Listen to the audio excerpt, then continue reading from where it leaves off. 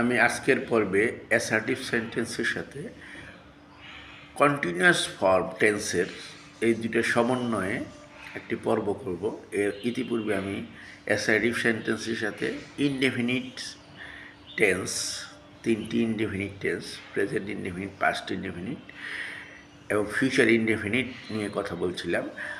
আর আজ বর্তমানে এখন আমি অ্যাসার্টিভ সেন্টেন্সের present continuous, past continuous, future continuous নিয়ে কথা বলবো।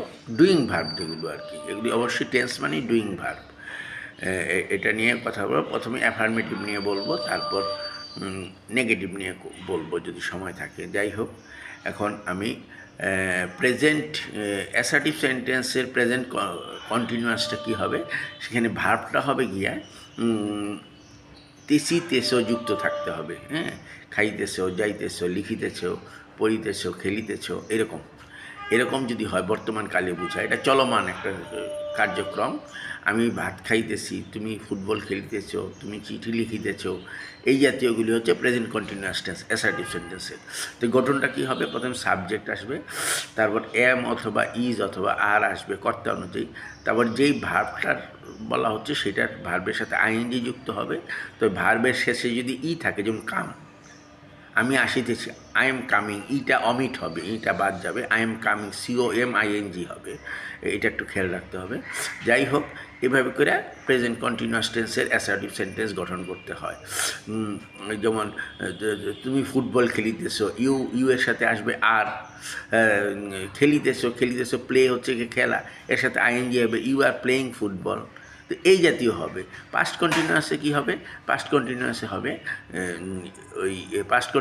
হবে ওই খেলিতেছিলাম, যাইতেছিলাম, পাস্ট বলতে যেটা বোঝায়। হ্যাঁ, তাহলে কি হবে, সেটা ওয়াজ বা ওয়ার হবে সাবজেক্ট অনুযায়ী। হি সিঙ্গুলারে ওয়াজ, প্লুরালে ওয়ার। তো ইউ এর ক্ষেত্রে ওয়ার হবে, you are playing football, you are writing a letter. হ্যাঁ, ওয়ারের পর আইএনজি হবে, এই একই জাতীয়। আর ফিউচারের কি কন্টিনিউয়াসে কী হবে, শেল বি, উইল বি হবে। তার ভার্বের সাথে এনজি তিনোটার ক্ষেত্রেই হবে। ইউ উইল বি, শেলের ব্যবহারটা এক বর্তমানে নাই।